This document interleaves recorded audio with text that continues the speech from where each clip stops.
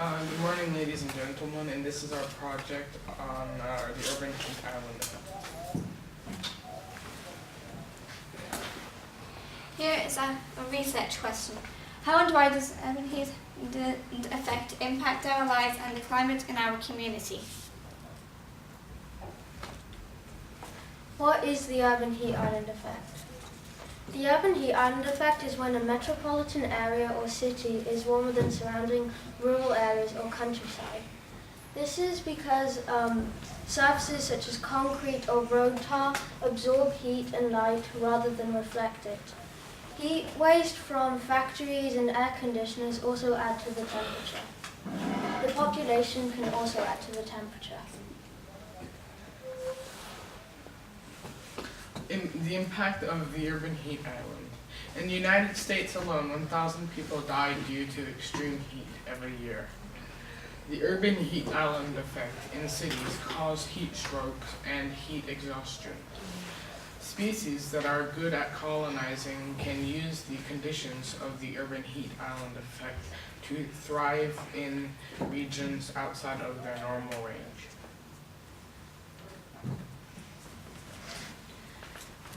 How is urban heat island effect contributing to global warming? Heat island effect these different substances and gases. There's nitrogen, carbon dioxide, and some oxidants. Also, transportation and conditioning, people heating their houses also affects it. However, the urban heat island effect contributes to 3% to global warming, rest being greenhouse gases, which contributes to 9%, like carbon emitters, which contributes to 18%. Here is a pie chart that I made, which resembles all the causes. Luke Howard was the first person to discover the urban heat island effect.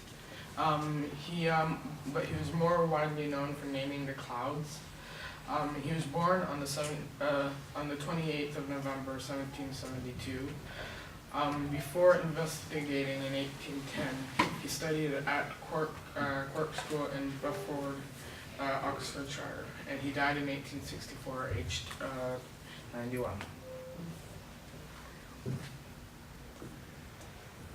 Modern day examples. Here I have New York and its Landsat surface temperature from 2002, and the same for London and Mykonos, the city in Greece. All the data is from 2002 and 2003. I did try to find more recent data, but it was really hard to find.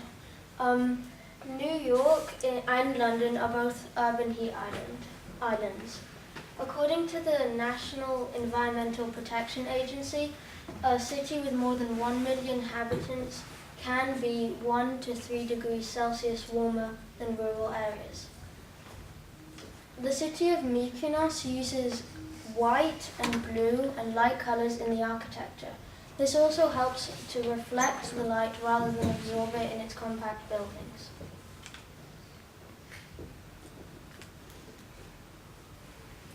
The average temperature. Here there are some of the temperatures from New York, Mykonos, and London.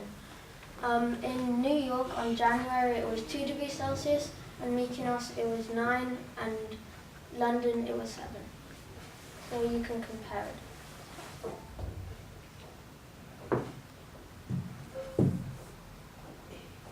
Here is a short educational video.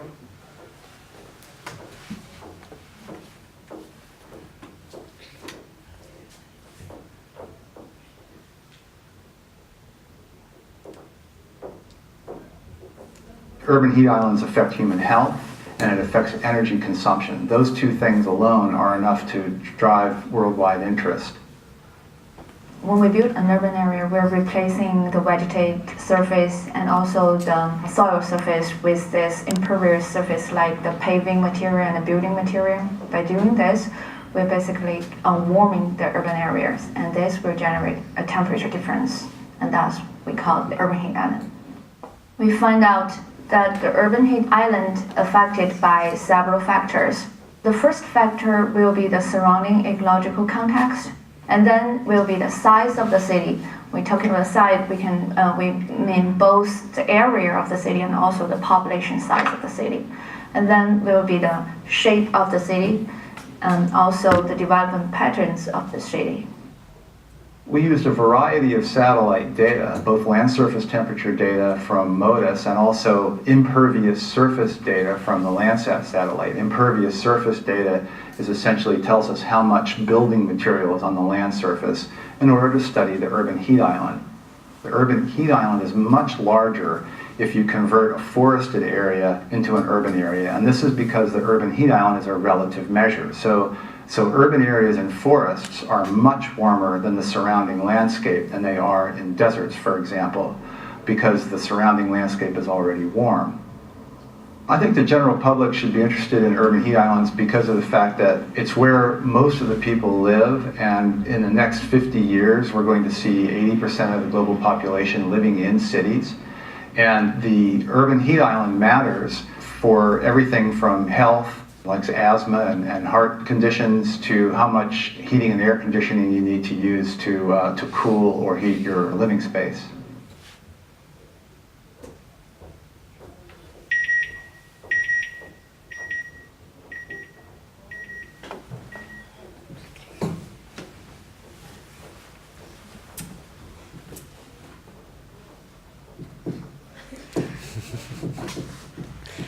Hit the escape button over there, see if that helps. Just the escape button in the corner top left. Okay.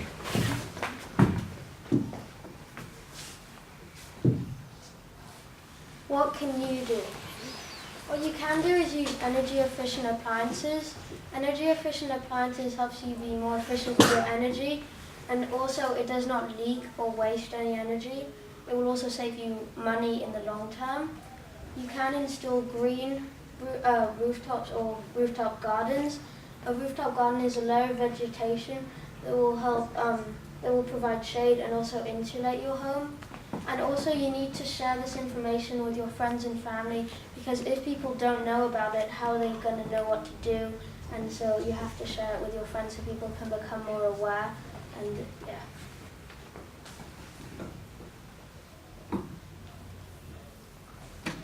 Here's points with you to think about daily activities.